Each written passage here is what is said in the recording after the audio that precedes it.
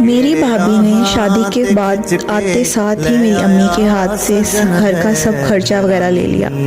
گھر کے اندر جو بھی گروسریز آتی تھی وہ امی رکھ کر لاتی تھی، لیکن جیسے ہی بھابھی آئی تو انہوں نے اس بات پر لڑائی کرنا شروع کر دی کہ گروسری کرنے میں اکیلی جایا کروں گی۔ امی نے ان کو بہت سمجھایا کہ ہم دونوں مل کر یہ گروسری کر لیا کریں گے، لیکن انہوں نے بولا کہ نہیں، کہ امی گھر کی سب سے بڑی تھی تو ان کو لگتا تھا کہ گھر کا سب سودا اور خرچہ انہی کے ہاتھ سے ہونا چاہیے۔ لیکن ہم بہنوں نے مل کر ان کو سمجھایا کہ آج تک وہ سارا بوجھ خود اٹھاتی رہی ہیں، اب ان کی بہو آ گئی ہے تو اب تھوڑی حکمرانی اس کو بھی کرنے دیجیے۔